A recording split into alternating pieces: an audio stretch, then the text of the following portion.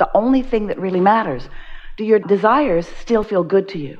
Do they enliven you? Are you excited about them or happy about them? Because if when you think about your desire, you feel discouraged, then you're not keeping up with it. In fact, you're hindering it. If you are worried about it, you're hindering it.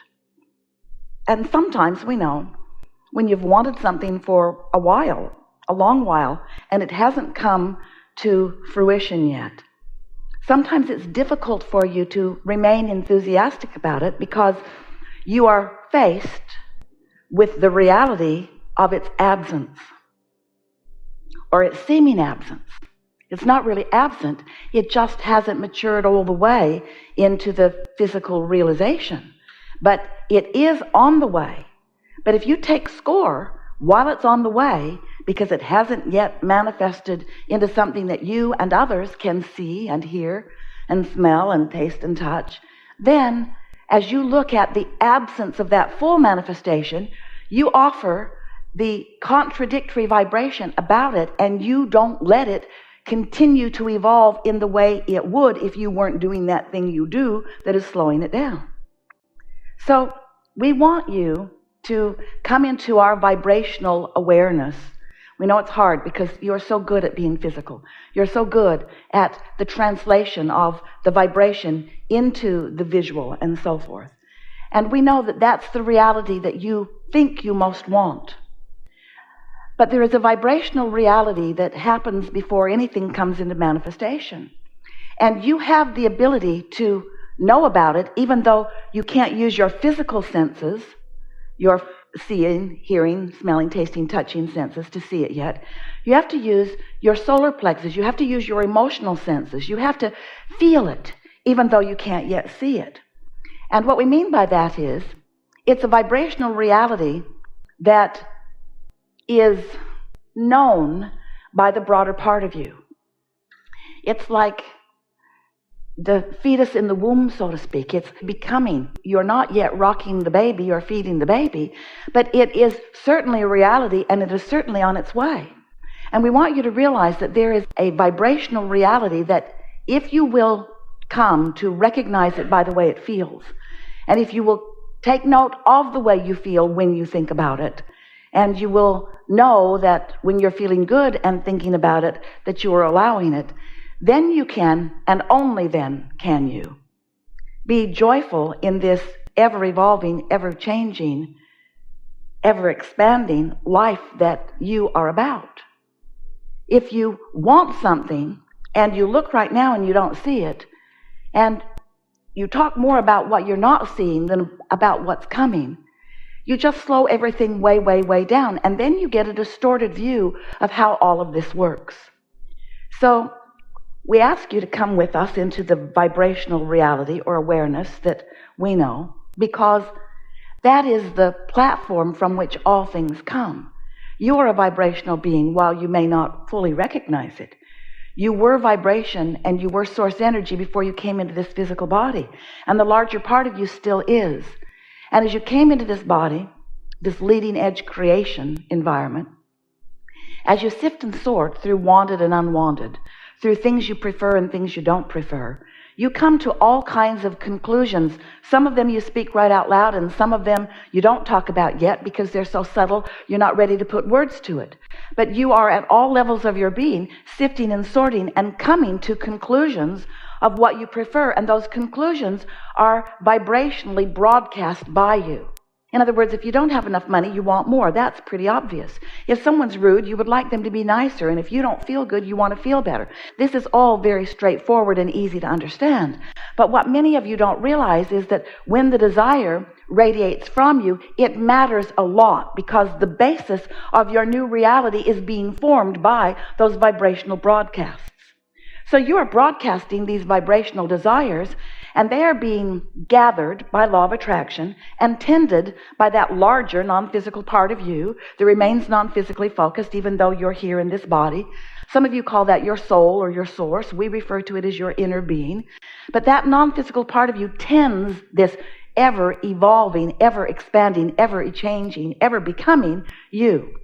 So there is a vibrational you that has been accomplished by you, and then there's the physical you that's somewhere along the way of allowing what you've accomplished to be fully realized.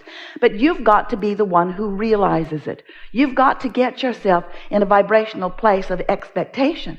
In other words, you can't continue to say it isn't coming, or it's hard, or it's been too long in coming, or I don't think it's coming, or I don't see it, where is it, or I've been looking for it for a long time and it's still not here, and I'm not the only one, others like me don't see it either, and we really want it to come even though it hasn't come.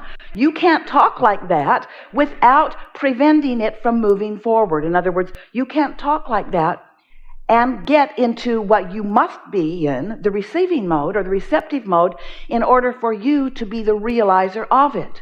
Your inner being is giving you constant clues about how to get you from where you are to where you want to be, along what we've been calling your path of least resistance. Your inner being is giving you these clues all the time. And we want you to know that the path of least resistance means the easiest way for you to get to what you want, given the beliefs that you have about it. That's what path of least resistance means. That's all that path of least resistance means. The path by which you will get to what you want, moving over and under and around and through the resistance that is on your trail that you have put there. Even more important, that you continue to put there every day. Because resistance that you put there last year and the year before and the year before that is not hindering you unless you're renewing it with today's comments.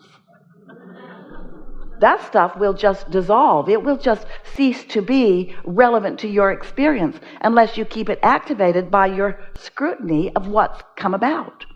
And we know why you do it. We know that you're comparing yourself to others and you are comparing yourself to your own goals.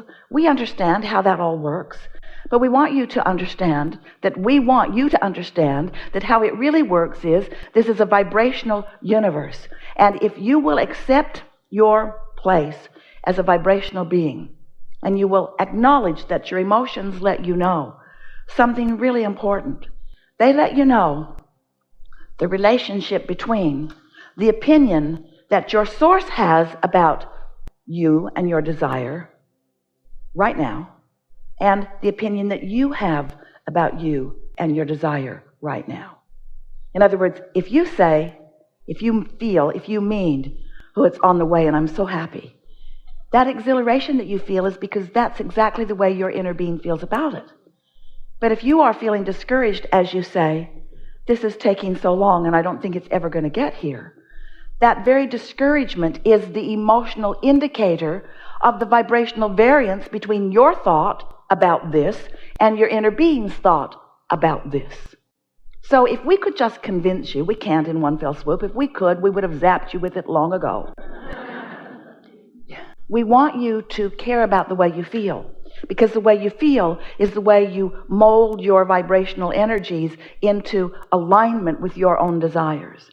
And when you're in alignment with your desires are manifesting. The trail is lighting up. You can see your way along the way.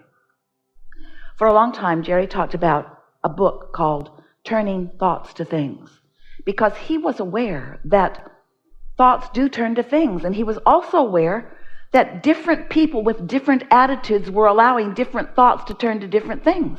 In other words, he was making the association. He was understanding it. And so we want you to understand that as life causes you to sift and sort and know what you want, there is a vibrational reality that exists. We've been saying to you, it's in your vortex. We wanted to give it a place. We wanted to make you feel a more consistent reality about it, even though you can't see it. You can feel it, however. So your desire is in your vortex, and law of attraction is responding to your desire. Because once anything is set into motion, law of attraction gathers the cooperative components. So your desire is in a state of becoming, even though you may not be at the vibrational belief yet, to allow yourself to see it. It's still in the state of becoming. So eventually, your desire becomes large enough momentum, fully formed enough, that if you are in the vibrational vicinity of it, you can catch a glimpse of it. So sometimes, when you're not doing that thing you do about complaining about how things are, sometimes when you're accidentally happy, An idea will occur to you. You'll say, oh, I just got the best idea. And what that means when that happens to you is you were in the receptive mode and you caught a full glimpse of what your vortex is revealing to you. It's been revealing it to you all along, but you weren't in the vibrational place where you realized it. But when you got that idea, ooh, you were right there. But it was usually quite short-lived because you're not consistent usually in the beginning of allowing yourself to really know that. After all, if you really knew it, it would already be. And so it's in the process of becoming.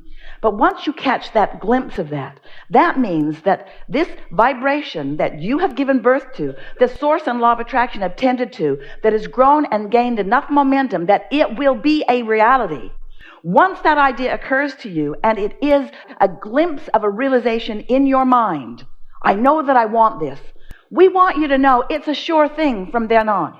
It's a sure thing because once it's come to that, it will gradually and steadily move to the full manifested version of it. And that's the sweet spot that you all came to live in. When you're sifting and sorting, you're doing step one of the deliberate creative process. You are launching your rockets of desire, but you don't even know you're doing that. It's just a process of life. Don't like that, do like this. Don't like that, do like this. Don't like that, do like this, do like that. And so you're launching these rockets. Step one is happening without you even needing to be aware that step one even exists. Step two then happens because source gathers it and law of attraction works on it, and the momentum is more and more and more until it builds to a vibrational frequency where it is realizable, where it can be realized by someone who's happy enough not to be blocking it, who's tuned in, tapped in, turned on for some reason enough to catch a glimpse of it. So step one, you ask. Step two, it's answered. We wrote a whole book about that. Don't bother reading it. We just told you the quick version.